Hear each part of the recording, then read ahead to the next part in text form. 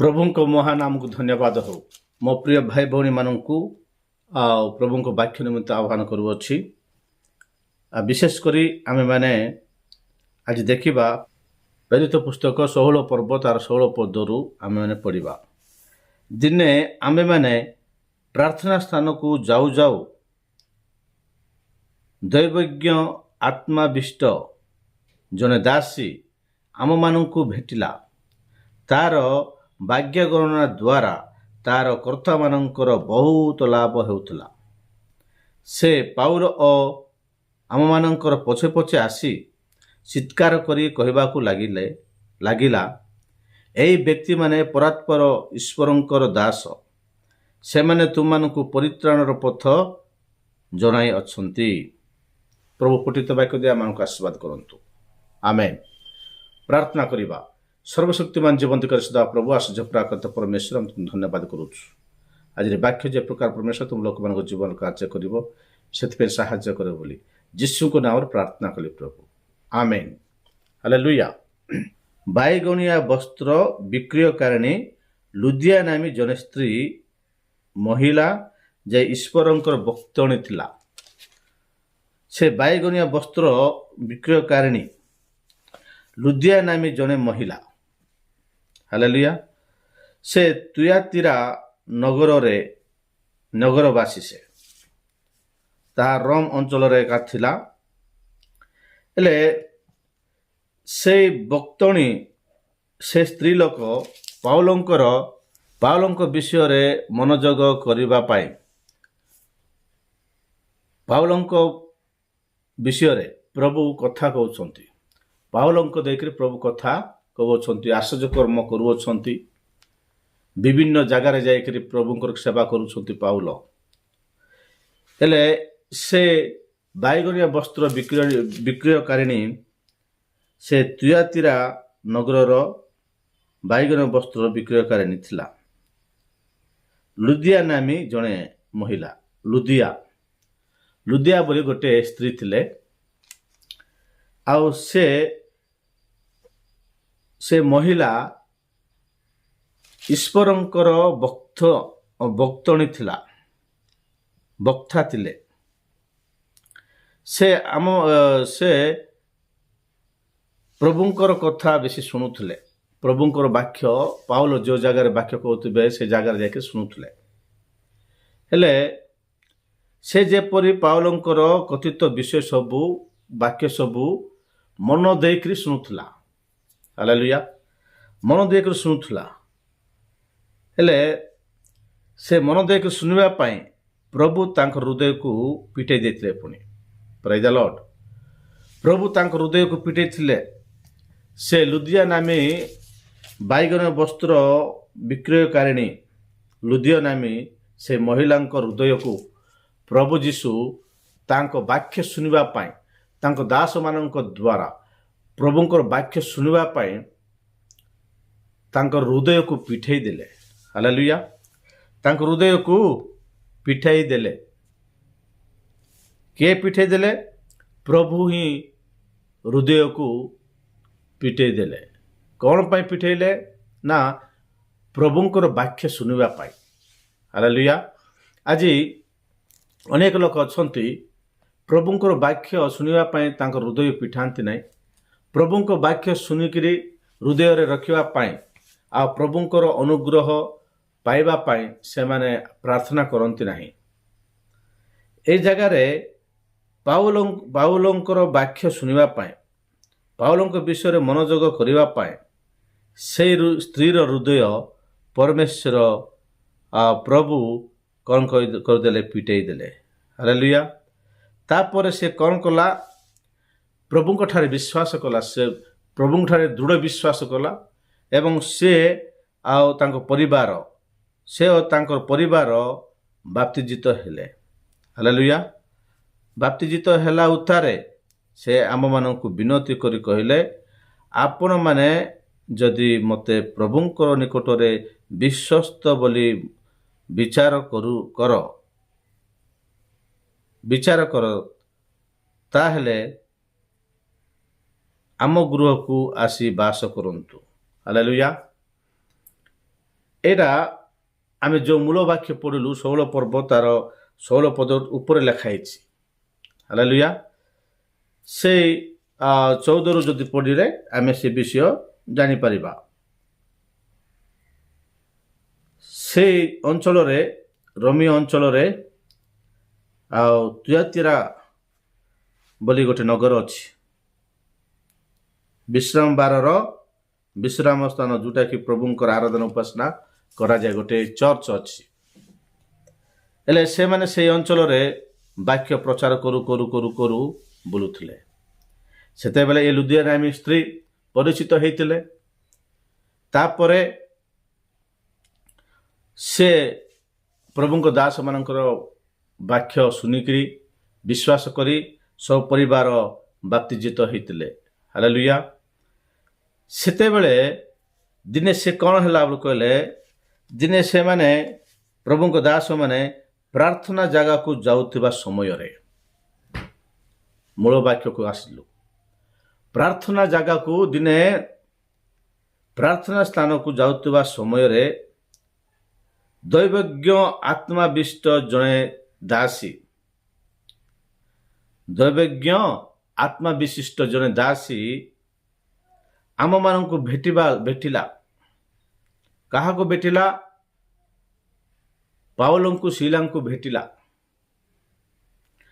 ସେ ଦୈବଜ୍ଞ ଆତ୍ମାବିଷ୍ଟ ଦାସୀ ପାଉଲଙ୍କୁ ଶିଲାଙ୍କୁ ଭେଟିକିରି ଆଉ ସେମାନଙ୍କ ବିଷୟରେ କହୁଅଛି। କିଏ? ସେ ଦୈବଜ୍ଞ ଆତ୍ମାବିଷ୍ଟ ଲୋକ। ଆଜି ମଧ୍ୟ ଆମେ ଦେଖୁଛୁ ଆମ ଭାରତ ଦେଶରେ ଅନେକ ଦୈବଜ୍ଞ ଆତ୍ମାବିଶିଷ୍ଟ ଲୋକମାନେ ଅଛନ୍ତି। ସେ ସ୍ତ୍ରୀମାନେ ହୁଅନ୍ତୁ ବା ପୁରୁଷମାନେ ହୁଅନ୍ତୁ, ସେମାନଙ୍କର ଗୋଟିଏ ବିଷୟ ଅଛି ଭାଗ୍ୟ ଗଣନା କରିବା ବିଷୟ। ଭାଗ୍ୟ ଗଣନା କରିବା ବିଷୟ। ଭାଗ୍ୟ ଗଣନା କେମିତି କରାଯାଏ?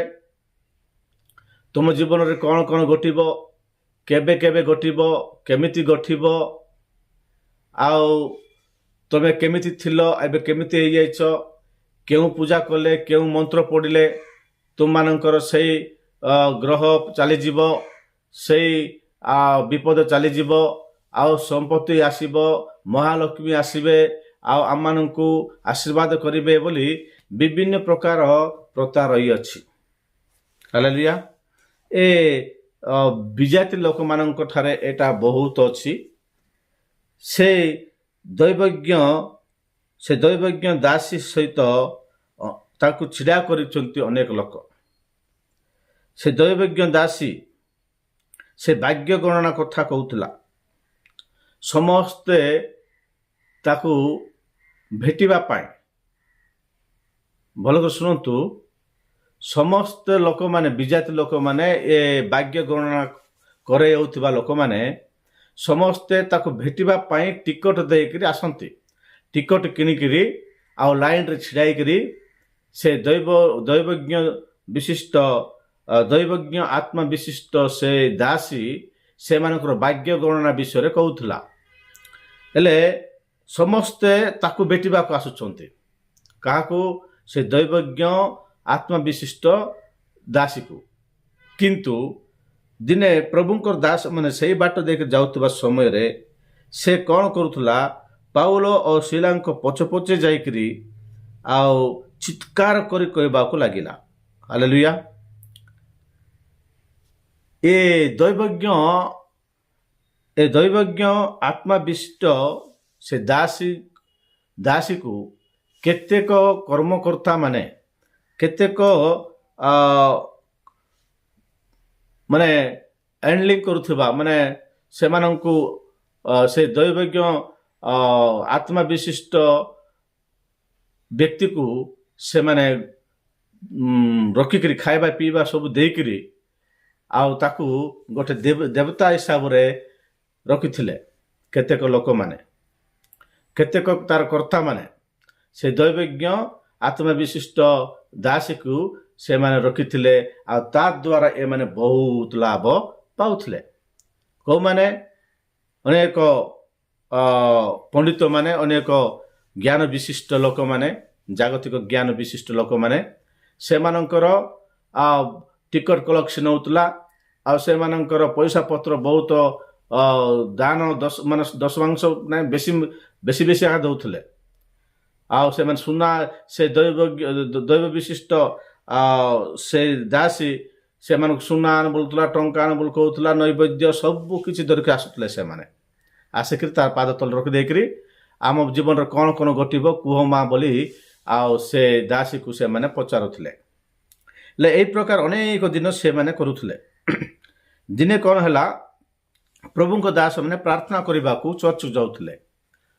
ପ୍ରଭୁଙ୍କ ଦାସମାନେ ପ୍ରାର୍ଥନା କରିବାକୁ ଚର୍ଚ୍ଚକୁ ଯାଉଥିବା ସମୟରେ ସେ ସ୍ତ୍ରୀ କ'ଣ କଲା, ପାଉଲଙ୍କ ପଛେ ପଛେ ପଛେ ପଛେ ଆସିକିରି ଚିତ୍କାର କରି କହୁଅଛି।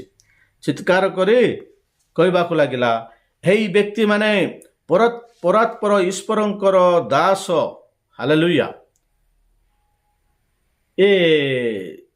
ସେ ଜାଗାରେ କ'ଣ ହେଇଛି ବୋଲି କହିଲେ, ସମସ୍ତେ ଟିକଟ କାଟିକିରି ଦୈବଜ୍ଞ ଆତ୍ମା ବିଶିଷ୍ଟ ଦାସୀର କଥା ଶୁଣିବା ପାଇଁ ସେମାନେ ସମସ୍ତେ ପ୍ରସ୍ତୁତ ଅଛନ୍ତି। କିନ୍ତୁ ସେ ପ୍ରଭୁଙ୍କ ଦାସମାନଙ୍କ ପଛେ ପଛେ ପଛେ ପଛେ ଯାଉଛି। ପ୍ରଭୁଙ୍କର ଦାସମାନଙ୍କର ପଛେ ପଛେ ଯାଇକରି ଆଉ ସେ କହୁଅଛି, ଏମାନେ କିଏ ବୋଲି ଭାବୁଛ? ଏ ଲୋକମାନେ, ମୋ ପାଖକୁ ଆସିଥିବା ଲୋକ ସମସ୍ତେ ଶୁଣ, ଏମାନେ ପରାତ୍ପର ଈଶ୍ୱରଙ୍କର ଦାସମାନେ। ଏମାନେ ପରିତ୍ରାଣ ବିଷୟରେ ଶିକ୍ଷା ଦେବାକୁ ଆସିଅଛନ୍ତି।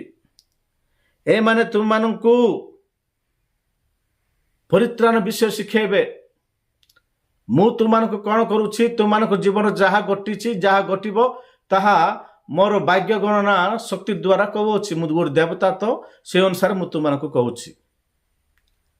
ମୋ ପାଖରେ ପରିତ୍ରାଣ ଦେବାର ଶକ୍ତି ନାହିଁ, ମୋ ପାଖରେ ରକ୍ଷା କରିବାର ଶକ୍ତି ନାହିଁ, ମୋ ପାଖରେ ଲେଉଠାଇ ନେବାର ଶକ୍ତି କିଛି ନାହିଁ। କିନ୍ତୁ ଏଇ ଯେଉଁ ଲୋକମାନଙ୍କୁ ତୁମେ ଦେଖୁଅଛ, ଏମାନଙ୍କ ପଛରେ ମୁଁ ଯାଇକି ଯେଉଁ ପ୍ରକାର ଚିତ୍କାର କରି କହୁଅଛି, ଆପଣମାନେ ଶୁଣୁଛନ୍ତି।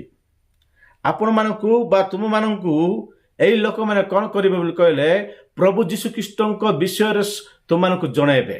ହାଲେଲୁୟା। ପ୍ରଭୁ ଯୀଶୁ ପରିତ୍ରାଣ ଅଟନ୍ତି, ସେ ପୁନରୁତ୍ଥାନ ପରମେଶ୍ୱର ଅଟନ୍ତି, ସେ ମରିକରି ଉଠିବା ପରମେଶ୍ୱର, ସେ ସତ୍ୟ ଈଶ୍ୱର, ସେ ଜୀବନ, ସେ ସତ୍ୟ ପଥ ଜୀବନ, ସେଇ ବିଷୟରେ ତୁମମାନଙ୍କୁ ଏମାନେ ଶିକ୍ଷା ଦେବେ। ହାଲେଲୁୟା। ସେତେବେଳକୁ ଲୋକମାନେ ସମସ୍ତେ କାବା ହେଇଗଲେ। ଲୋକମାନେ ସମସ୍ତେ ସେ କଥା ଶୁଣିକିରି, ଆରେ ୟାର ପାଖକୁ ଆମେ ଆସିଲୁ, ଆମମାନଙ୍କର ଭାଗ୍ୟ ଗଣନା କହିବ ବୋଲିକିରି ୟା ପାଖକୁ ଆମେ ଆସିଲୁ, କିନ୍ତୁ ଇଏ ପୁନରୁତ୍ଥିତ ଯୀଶୁଙ୍କର ବିଷୟ କହୁଅଛି। ସେ ଯୀଶୁ କିଏ ଆଉ ଏମାନେ କିଏ? ଏମାନଙ୍କୁ ପରାତ୍ପର ଈଶ୍ୱରଙ୍କର ଦାସମାନେ ବୋଲି କହୁଅଛି। ଏ ଦୈବଜ୍ଞ ଆତ୍ମା ବିଶିଷ୍ଟ ବ୍ୟକ୍ତି, ଏ ଦୈବଜ୍ଞ ଆତ୍ମା ବିଶିଷ୍ଟ ବ୍ୟକ୍ତି ଏ ପ୍ରଭୁଙ୍କ ଲୋକମାନଙ୍କୁ ପରାତ୍ପର ଈଶ୍ୱରଙ୍କର ଦାସମାନେ ବୋଲି କହୁଛି। ଏବେ ଆମେ ୟାର କଥା ଶୁଣିବା ନା ସେମାନଙ୍କର କଥା ଶୁଣିବା? ହାଲେଲୁୟା। ଲୋକମାନେ ଦ୍ୱନ୍ଦ୍ୱରେ ପଡ଼ିଗଲେ। ଲୋକମାନେ ବହୁତ ଦ୍ୱନ୍ଦ୍ୱରେ ପଡ଼ିଗଲେ। ଏବେ ସେମାନେ ଆଶ୍ଚର୍ଯ୍ୟ ହେଇଯାଉଛନ୍ତି।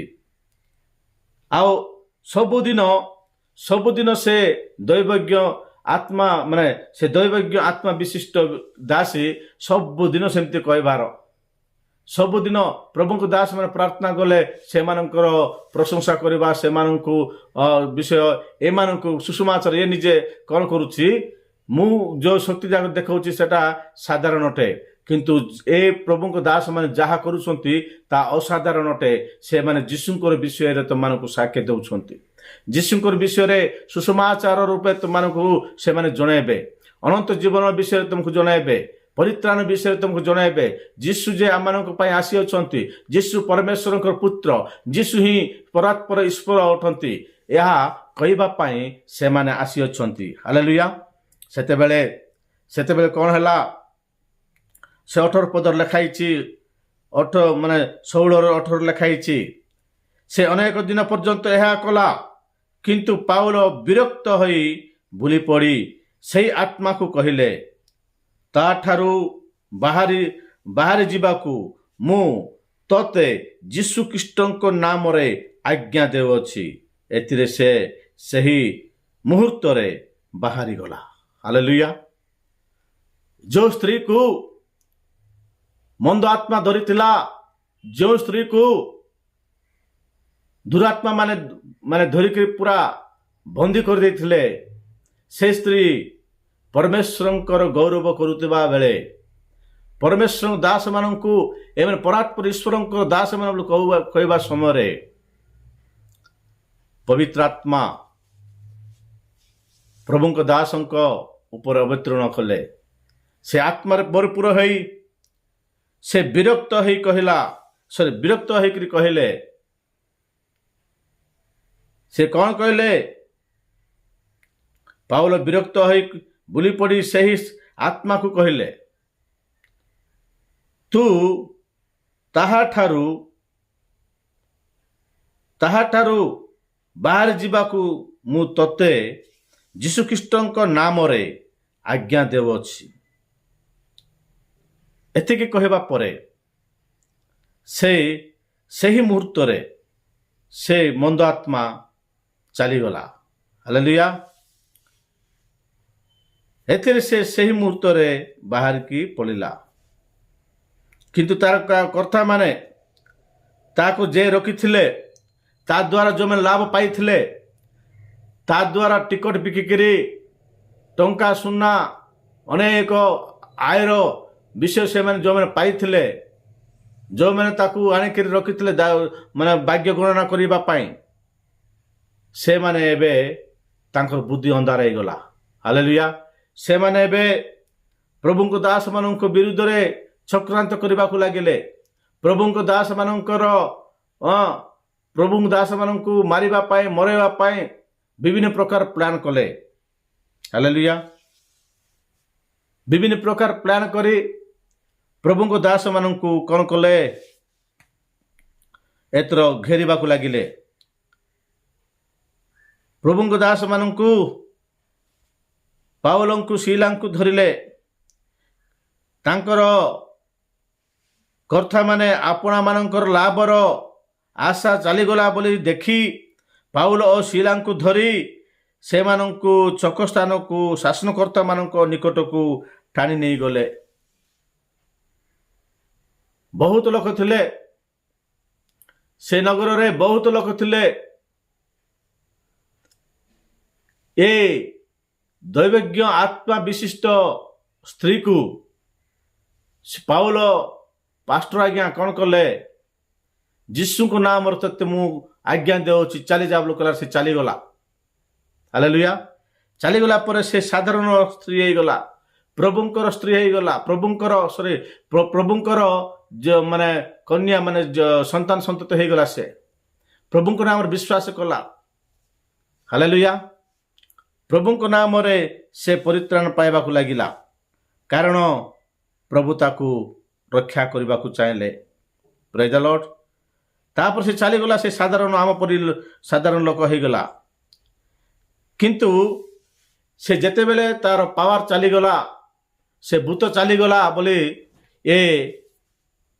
ତା ଉପରେ ଆଶା ରଖିଥିବା ଲୋକମାନେ ଯେତେବେଳେ ଦେଖିଲେ, ପାଉଲଙ୍କୁ ଶିଲାଙ୍କୁ ଧରିକି ଛକ ସ୍ଥାନକୁ ନେଇକରି ଶାସନକର୍ତ୍ତାମାନଙ୍କ ଆଗରେ ଠିଆ କରିଦେଲେ। ହାଲେଲୁୟା। ଆଉ ସେମାନଙ୍କୁ ବିଚାରକର୍ତ୍ତାମାନଙ୍କ ନିକଟରେ ଆଣି କହିଲେ, ଏଇ ଲୋକ ଗୁଡ଼ାକ ଜିହୁଦୀ, ଏମାନେ ଆମମାନଙ୍କ ନଗରରେ ଗୋଲମାଲ କରୁଅଛନ୍ତି। ଏମାନେ ରୋମୀୟ ଲୋକ ନୁହନ୍ତି। ଏମାନେ ଆମର ଦେବତାମାନଙ୍କୁ ପୂଜା କରନ୍ତି ନାହିଁ। ଏମାନେ ଆମମାନଙ୍କର ରୀତିନୀତି ଜାଣନ୍ତି ନାହିଁ, କରନ୍ତି ନାହିଁ। ଏମାନେ ହେଉଛନ୍ତି ଜିହୁଦୀ ଲୋକ। ଏମାନେ ପରାତ୍ପର ଈଶ୍ୱରଙ୍କର ଦାସମାନେ ବୋଲି ଆମେ ଯାହାକୁ ରଖିଥିଲୁ, ଯେଉଁ ଦାସୀକୁ ରଖିଥିଲୁ, ଦୈବଜ୍ଞ ଆତ୍ମା ବିଶିଷ୍ଟ ଦାସୀ, ସେ ନିଜେ କହୁଛି।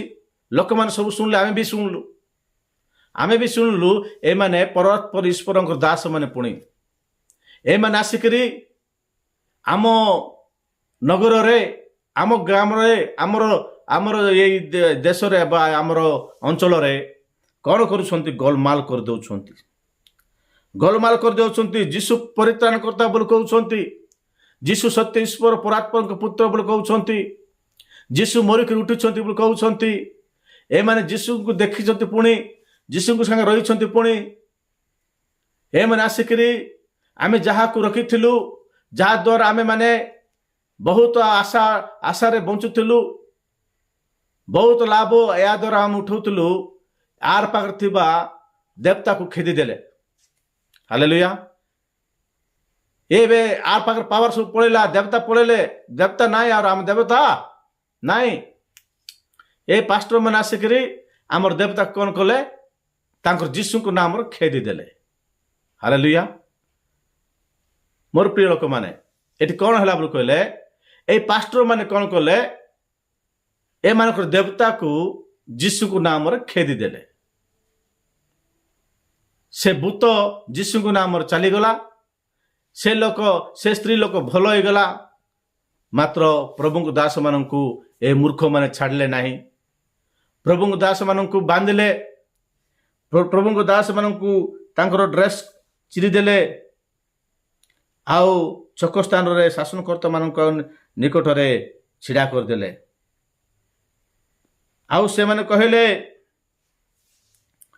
ଆମ୍ଭେ ରୋମୀୟ ଲୋକମାନଙ୍କର ଏଠି 21 ଲେଖା ହେଇଛି, ଆମ୍ଭ ରୋମୀୟ ଲୋକମାନଙ୍କର ଯେଉଁ ସବୁ ରୀତିନୀତି ଗ୍ରହଣ କରିବା, ପାଳନ କରିବା ବିଧି ସଙ୍ଗୀତ ନୁହେଁ, ତାହା ଏମାନେ ପ୍ରଚାର କରୁଅଛନ୍ତି। ଯେଉଁ ଯୀଶୁଙ୍କୁ ଆମେ କେବେ ବି ଆମେ ବିଶ୍ୱାସ କରିବୁ ନାହିଁ, ଯେଉଁ ଯୀଶୁଙ୍କର କଥା କହିଲେ ଆମେ ରାଗିଯିବୁ, ସେ କାମ ଏମାନେ ଆସି ଏଠି କରୁଛନ୍ତି। ସେଇ ଯୀଶୁଙ୍କର କଥା କହୁଅଛନ୍ତି। ସେଇ ଯୀଶୁଙ୍କ ନାମରେ ଆମର ଦେବତାକୁ ୟାଠାରୁ ଖେଦି ଦେଇଛନ୍ତି। ଏଇ ଆଉ କିଛି କହିପାରିବ ନାହିଁ। ଏଇ ଆହୁରି ଭାଗ୍ୟ ଗଣନା କିଛି କହିପାରିବ ନାହିଁ। କାହାର ମାନେ ବିଷୟରେ କିଛି କହିପାରିବ ନାହିଁ। ସେ ପୂର୍ବରୁ କେମିତି ଥିଲା, ପର କେମିତି ହେବ, କ'ଣ ଭାଗ୍ୟ ଗଣନା ଆଉ କିଛି କରିପାରିବ ନାହିଁ ଏ ଲୋକ। କି ପାଇଁ ବୋଲେ ଏ ପାଷ୍ଟର ମାନେ ଆସିକିରି ଆ ପାଖରେ ଥିବା ଦେବତାକୁ ଖେଦି ଦେଇଛନ୍ତି। ସେଥିପାଇଁ ଏମାନେ ଆମର ରୀତିନୀତିକୁ ଅପମାନ କରୁଛନ୍ତି। ଆମର ନଗରକୁ ଆସିକରି ଏମାନେ ଗୋଲମାଲ କରୁଛନ୍ତି। ଏଣୁ ଏବେ କ'ଣ ହେଇଛି ବୋଲି କହିଲେ, ସେଥିରେ ଲୋକ ସମୂହ ମଧ୍ୟ ସେମାନଙ୍କ ଉପରେ ବିରକ୍ତ ହେଇକି ଉଠିଲେ। ଏବେ ଏମାନେ ଆମମାନଙ୍କୁ ଆମର ନଗରକୁ ଆସିକରି ସେ ଯୀଶୁଙ୍କର କଥା କହିକିରି ଆମମାନଙ୍କୁ କ'ଣ କରୁଛନ୍ତି? ଆମମାନଙ୍କୁ ନଷ୍ଟ କରୁଛନ୍ତି। ଆମ ଦେବତା ପୂଜା କରିବାକୁ ଦେଉନାହାନ୍ତି। ଏମାନେ ଯୀଶୁ ଖ୍ରୀଷ୍ଟଙ୍କର ବିଷୟ କହୁଅଛନ୍ତି। ଏମାନେ ଆସିକରି ଆମମାନଙ୍କୁ ଗଡ଼ବଡ଼ କରିଦେଇଛନ୍ତି ବୋଲି ଲୋକମାନେ ମଧ୍ୟ ଏମାନଙ୍କ ବିରୁଦ୍ଧରେ ଉଠିଲେ, ପ୍ରଭୁଙ୍କ ଦାସମାନଙ୍କ ବିରୁଦ୍ଧରେ। ଏହିସବୁ ସମସ୍ତଙ୍କର କଥା ଶୁଣିକିରି ଶାସନକର୍ତ୍ତା କ'ଣ କଲା? ଶାସନକର୍ତ୍ତା ମାନେ ସେମାନଙ୍କର ବସ୍ତ୍ର କାଢ଼ି ପକାଇଲେ। ସେମାନଙ୍କୁ ବେତ୍ରାଘାତ ବେତରେ, ଭୟଙ୍କର ବାଉଁଶ ବେତରେ, ବଡ଼ ବିଚିତ୍ର ଥିବ ସେ ବାଉଁଶ ବେତ, ତାହିଁରେ ବେତ୍ରାଘାତ କରିବା ପାଇଁ ଆଜ୍ଞା ଦେଲେ ଶାସନକର୍ତ୍ତା ମାନେ। ଏମାନେ କି ଭୁଲ କଲେ? କାହାର ନରହତ୍ୟା କଲେ କି? କାହାକୁ ବ୍ୟଭିଚାର କଲେ? କାହାକୁ ମିଥ୍ୟା କହିଲେ? ନା କ'ଣ କଲେ? ଗୋଟେ ଦୈବଜ୍ଞ ବିଶିଷ୍ଟ ମନ୍ଦ ଆତ୍ମା ଧରିଥିବା ଲୋକକୁ ଭଲ କଲେ। ଭଲ କଲେ ବେତ୍ରାଘାତ କରିବାର ଅଛି କି? ଭଲ କଲେ ଜେଲରେ ପକାଇ ଦେବାର ଅଛି କି? ଭଲ କାମ କଲେ ସେ ଜାଗାରେ ଜେଲ ପକାଇଦେବେ। କାରଣ ଜଗତ ମନ୍ଦ ଅଟେ। ଏ ଜଗତ ମନ୍ଦ ଅଟେ।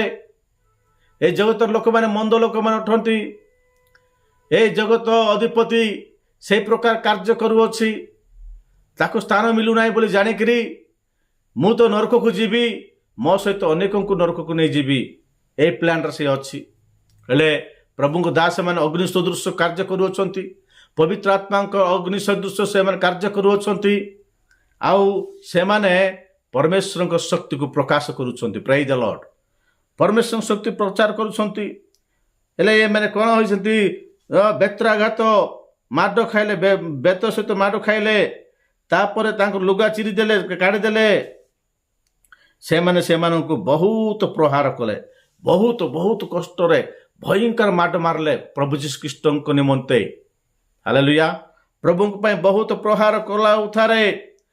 କାରାଗାରରେ ନିକ୍ଷେପ କରି ସେମାନଙ୍କୁ ସାବଧାନରେ ରକ୍ଷା କରିବା ପାଇଁ, ସେମାନଙ୍କୁ କଡ଼ ଯିବାକୁ ଦେବାର ନାହିଁ, ସେମାନଙ୍କୁ ଏମିତିକାର ଜେଲରେ ରଖିବାର ଅଛି ଯେ ସେମାନେ ଛିଡ଼ା ହେଇପାରିବେ ନାହିଁ, ଶୋଇପାରିବେ ନାହିଁ, ଗୋଡ଼ ମଧ୍ୟ ଲମ୍ବା କରିପାରିବେ ନାହିଁ।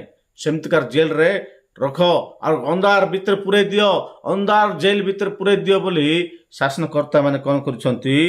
ଅର୍ଡର ଦେଇଛନ୍ତି। ସାବଧାନରେ ରକ୍ଷା କରିବା ନିମନ୍ତେ କାରାଗାର ରକ୍ଷକଙ୍କୁ ଦୃଢ଼ ଆଜ୍ଞା ଦେଲେ। କାରାଗାର ରକ୍ଷକ ଜେଲ କର୍ତ୍ତା ଆଜ୍ଞା, ଜେଲରେ ଥିବା ଆଜ୍ଞା, ଜେଲରେ କଏଦୀ ମାନଙ୍କୁ ରକ୍ଷା କରୁଥିବା, ମାନେ ଭଲ ମନ୍ଦ ସେମାନେ କଡ଼ ନ ଯାଉନୁ, କଷି ନ ଯାଉନୁ, ଜେଲରେ ଥିବା ଲୋକମାନଙ୍କୁ ମାନେ ଭୟଙ୍କର ଦଣ୍ଡ ଦେବା ପାଇଁ ଏ କାରାଗାର ରକ୍ଷକକୁ ଅସ୍ତ୍ରରେ ସେମାନଙ୍କୁ ସମର୍ପଣ କରୁଥିଲେ।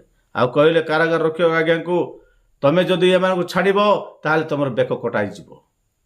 ଏମାନଙ୍କୁ ବଡ଼ ଭୟଙ୍କର ଦୁଃଖ ଦିଅ, ଭିତରେ ଗୋଡ଼ରେ ଭିତର ଗୋଡ଼ ଭଳିଆ ଭିତରେ ନେଇକିରି, ମାନେ ଅନ୍ଧକାର ଭିତରେ ନେଇକିରି ଏମାନଙ୍କୁ କ'ଣ କରିଦିଅ? ଭର୍ତ୍ତି କରି ରଖିଦିଅ ବୋଲି ଏମାନେ ଶାସନକର୍ତ୍ତା ମାନେ ଅର୍ଡର ଦେଲେ। ସେ ଏହି ପ୍ରକାର ଦୃଢ଼ ଆଜ୍ଞା ପ୍ରାପ୍ତ ହୋଇ ସେମାନଙ୍କୁ ଭିତର କାରାଗାରରେ ନିକ୍ଷେପ କଲେ। ପୁଣି ସେମାନଙ୍କ ପାଦରେ ହରିକାଠ ଲଗେଇଦେଲେ। ସେମାନଙ୍କ ପାଦରେ ହରିକାଠ ଲଗେଇଦେଲେ। ସେମାନେ ଉଠି ପାରିବେ ନାହିଁ, ବସି ପାରିବେ ନାହିଁ, ଚାଲିପାରିବେ ନାହିଁ, କିଛି କରିପାରିବେ ନାହିଁ। ସେଇ ପ୍ରକାର ପରିସ୍ଥିତିରେ ପାଉଲ ଆଜ୍ଞା, ଶିଲା ଆଜ୍ଞା କ'ଣ କଲେ? ପ୍ରଭୁଙ୍କ ପାଇଁ କଷ୍ଟ ଉଠାଇଲେ। ହାଲେଲୁୟା। ପ୍ରଭୁଙ୍କ ପାଇଁ କାର୍ଯ୍ୟ କରୁଛନ୍ତି, ପ୍ରଭୁଙ୍କର ଗୌରବ କରୁଛନ୍ତି। ଅର୍ଦ୍ଧରାତ୍ରି ସମୟରେ ପ୍ରଭୁଙ୍କର ଧନ୍ୟବାଦ ଗୀତ ଗାଉଛନ୍ତି। ସେତେବେଳେ ମହାଭୂମିକମ୍ପ ହେଲା। ସେ ବିଷୟ ଆମେ ଆସନ୍ତା ଭିଡ଼ିଓରେ ଦେଖିବା। ଆଉ କ'ଣ କ'ଣ ହେଲା? ହେଲେ ଆଜିର ବାକ୍ୟ ଅନୁସାରେ ଆମେ ଗୋଟିଏ କଥା ବୁଝିଲୁ ଯେ ପ୍ରଭୁ ଯୀଶୁଖ୍ରୀଷ୍ଟଙ୍କ ନାମରେ ଭୂତମାନେ ଚାଲିଯିବେ। ପ୍ରେଜ୍ ଦ ଲର୍ଡ। ପ୍ରଭୁ ଯୀଶୁଖ୍ରୀଷ୍ଟଙ୍କ ନାମରେ ସମସ୍ତ ଭୂତମାନେ ଚାଲିଯିବେ, ତରହର ହେବେ। ତରହର ହୋଇକରି ଯୀଶୁଖ୍ରୀଷ୍ଟଙ୍କୁ ଗୌରବ ପ୍ରକାଶ କରିବେ ଭୂତମାନେ ମଧ୍ୟ। ହାଲେଲୁୟା। ସେଇ ଲୁଦିଆ ନାମୀ ସେ ମହିଳା ମଧ୍ୟ ପ୍ରଭୁଙ୍କ ବାକ୍ୟ ଶୁଣିବା ପାଇଁ, ପ୍ରଭୁଙ୍କ ବିଷୟ ଶୁଣିବା ପାଇଁ ପ୍ରଭୁ ତାଙ୍କ ହୃଦୟ ଖୋଲା କଲେ। ପ୍ରେଜ୍ ଦ ଲର୍ଡ। ଏଇ ଦୈବଜ୍ଞ ଆତ୍ମା ବିଶିଷ୍ଟ ସ୍ତ୍ରୀ ମଧ୍ୟ ଭଲ ହେଇଗଲା ପରେ ପ୍ରଭୁଙ୍କୁ ପାଇକିରି ସେ ବି ଧନ୍ୟ ହେଇଗଲା। ମୋର ପ୍ରିୟ ଲୋକମାନେ, ପ୍ରଭୁ ଯୀଶୁ ଆଶ୍ଚର୍ଯ୍ୟ କର୍ମକର୍ତ୍ତା ପରମେଶ୍ୱର, ସେ ପରାତ୍ପର ଈଶ୍ୱର। ତାହାଙ୍କୁ ବିଶ୍ୱାସ କରିବା, ତାହାଙ୍କୁ ପାଇବା ସାଧାରଣ କଥା ନୁହେଁ। ଜଗତ ମନ୍ଦ ଅଟେ, ମନ୍ଦ ବିଷୟ ଜଗତର ଲୋକମାନେ ଚାହାନ୍ତି। এই ଜଗତ ଆମମାନଙ୍କୁ ସ୍ନେହ କରେ ନାହିଁ, ଆମମାନଙ୍କୁ ଗ୍ରହଣ କରେ ନାହିଁ, କାରଣ ଆମକୁ ପ୍ରଭୁ ଯୀଶୁଖ୍ରୀଷ୍ଟଙ୍କୁ ସେ ଗ୍ରହଣ କରିନାହିଁ। ସେଥିପାଇଁ ଆଜିର ବାକ୍ୟ ଅନୁସାରେ ଆମେମାନେ ପ୍ରଭୁଙ୍କ ଠାରେ ଭରସା କରିବା। ପ୍ରଭୁ ଆମମାନଙ୍କୁ କେତେ ପ୍ରେମ କରୁଛନ୍ତି। ଦୁଃଖରେ ସୁଖରେ, କାରାଗାରରେ, ଯେଉଁଠି ଥିଲେ ମଧ୍ୟ ପ୍ରଭୁ ଆମ ସାଙ୍ଗରେ ଥିବେ। ପ୍ରଭୁଙ୍କ ପାଇଁ ପ୍ରେରିତ ପାଉଲ, ପ୍ରଭୁ ମୁଁ କ'ଣ କରିବି ବୋଲି କହିଲେ, ମୋର ପାଇଁ ଏତିକି କଷ୍ଟ କରିବାକୁ ପଡ଼ିବ। ହାଲେଲୁୟା। ପ୍ରଭୁ ମୁଁ କ'ଣ କରିବାକୁ ପଡ଼ିବ? ତମେ କ'ଣ କରିବାକୁ ପଡ଼ିବ? ତମେ ଧମସ୍କ ଗଲା ପରେ ତୁମକୁ କୁହାଯିବ। ହାଲେଲୁୟା। ମୋର ପାଇଁ ତୁମେ ଜୀବନ ଦେବାକୁ ପଡ଼ିବ, ମୋ ପାଇଁ ତୁମେ କଷ୍ଟ ପଡ଼ିବାକୁ ପଡ଼ିବ, ମୋ ପାଇଁ ତୁମେ ଅପମାନିତ ହେବାକୁ ପଡ଼ିବ, ମୋ ପାଇଁ ତୁମେ କରଡ଼ା ପ୍ରହାର ଖାଇବ, ମୋ ପାଇଁ ତୁମେ ବେତର ପ୍ରହାର ଖାଇବ। ଅନେକ ପ୍ରହାର ତୁମେ ଖାଇଲା ପରେ ତୁମର ଗୋଡ଼କୁ ହରିକାଠ ଲଗାଯିବ। ତୁମେ ଜେଲ ଭିତରେ ଥିବ, ଜେଲ ଭିତରେ ଥାଇକରି ମୋର ଗୌରବ କରିବ, ଜେଲ ଭିତରେ ଥାଇକରି ମୋର ଗୌରବ କରିବ। ମୁଁ ସେତେବେଳେ ଆଶ୍ଚର୍ଯ୍ୟ କର୍ମ କରିବି। ପ୍ରେଜ୍ ଦ ଲର୍ଡ। ପ୍ରଭୁ ଯୀଶୁ କହିଲେ, ମୁଁ ସେତେବେଳେ ଆଶ୍ଚର୍ଯ୍ୟ କର୍ମ କରିବି। ଯେତେବେଳେ ପାଉଲ ଶିଲା ଅର୍ଦ୍ଧରାତ୍ରିରେ ପ୍ରଭୁଙ୍କୁ ଧନ୍ୟବାଦ କରୁଥିଲେ, ସେତେବେଳେ କ'ଣ ହେଲା? ଜେଲରେ ଥିବା କାନ୍ଥ ଯାକ ସବୁ ଛିଣ୍ଡିଗଲା, ଦ୍ୱାର ସବୁ ଖୋଲା ହେଇଗଲା। ହାଲେଲୁୟା। ତାପରେ କ'ଣ ହେଲା? କାରାଗାର ରକ୍ଷକ ପରିତ୍ରାଣ ପାଇଲା। ପ୍ରେଜ୍ ଦ ଲର୍ଡ। କାରାଗାର ରକ୍ଷକ ଯୀଶୁଙ୍କୁ ପାଇଲେ, ତାଙ୍କ ସପରିବାର ଯୀଶୁଙ୍କ ନାମରେ ପରିତ୍ରାଣ ପାଇଲେ। ପ୍ରେଜ୍ ଦ ଲର୍ଡ। ମୋର ପ୍ରିୟ ଲୋକମାନେ, ଆଜି ପରମେଶ୍ୱର ତୁମକୁ ମଧ୍ୟ ଚାହୁଁଅଛନ୍ତି। କାରାଗାର ରକ୍ଷକଙ୍କୁ ପ୍ରଭୁ ପରିତ୍ରାଣ ଦେଲେ। ଦୈବ ବିଶିଷ୍ଟ ସ୍ତ୍ରୀକୁ ପ୍ରଭୁ ପରିତ୍ରାଣ ଦେଲେ। ଲୁଦିଆ ନାମୀ ସ୍ତ୍ରୀକୁ, ବାଇଗଣିଆ ବସ୍ତ୍ର ବିକ୍ରୟକାରୀ ସ୍ତ୍ରୀ, ତାକୁ ମଧ୍ୟ ପ୍ରଭୁ କ'ଣ କଲେ? ପରିତ୍ରାଣ ଦେଲେ। ବାପ୍ତିଜିତ ହେଲା ସେ ପ୍ରଭୁଙ୍କ ନାମରେ। ମୋର ପ୍ରିୟ ଲୋକମାନେ, ଆପଣଙ୍କୁ କ'ଣ ପ୍ରଭୁ ପ୍ରେମ କରୁନାହାନ୍ତି? ଆପଣଙ୍କୁ ପ୍ରଭୁ କ'ଣ ଗ୍ରହଣ କରୁନାହାନ୍ତି? ନିଶ୍ଚିତ ଭାବରେ ଗ୍ରହଣ କରିବେ ମୋର ପ୍ରିୟ ଲୋକମାନେ। କିନ୍ତୁ ଆମେ ଲୁଦିଆ ନାମୀ ସ୍ତ୍ରୀଙ୍କ ପରି ପ୍ରଭୁଙ୍କ ଠାରେ ଆସକ୍ତ ହେବାର ଅଛି। ପ୍ରଭୁଙ୍କ ଦାସମାନଙ୍କୁ ଗ୍ରହଣ କରିବାର ଅଛି। ପ୍ରଭୁଙ୍କ ପରିତ୍ରାଣ ବିଷୟରେ ଆମେ ପ୍ରଚାର କରିବାର ଅଛି। ପ୍ରଭୁଙ୍କ ଶକ୍ତି ବିଷୟରେ ପ୍ରଭୁଙ୍କ ଦାସମାନଙ୍କର ସହଭାଗିତା ହେବାର ଅଛି।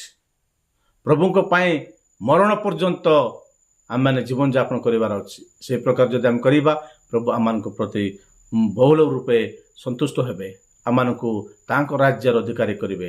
ପ୍ରଭୁ ଏ ପଠିତ ବାକ୍ୟ ଦେଇ ଆମ ସମସ୍ତଙ୍କୁ ଆଶୀର୍ବାଦ କରନ୍ତୁ। ଆମେନ୍। ସର୍ବଶକ୍ତିମାନ ଜୀବନ୍ତ ସଦାପ୍ରଭୁ ଆଶ୍ଚର୍ଯ୍ୟ ପ୍ରାକାନ୍ତ ପରମେଶ୍ୱର, ଆମେ ତୁମକୁ ଧନ୍ୟବାଦ କରୁଛୁ। ଯେଉଁମାନେ ବାକ୍ୟ ଶୁଣୁଅଛନ୍ତି ସମସ୍ତଙ୍କୁ ତୁମେ ନାମ ଧରି ତୁମେ ଆଶୀର୍ବାଦ କର ବୋଲି ଯୀଶୁଙ୍କ ନାମରେ ପ୍ରାର୍ଥନା କଲେ ପ୍ରଭୁ। ଆମେନ୍। ପ୍ରେଜ୍ ଦ ଲର୍ଡ।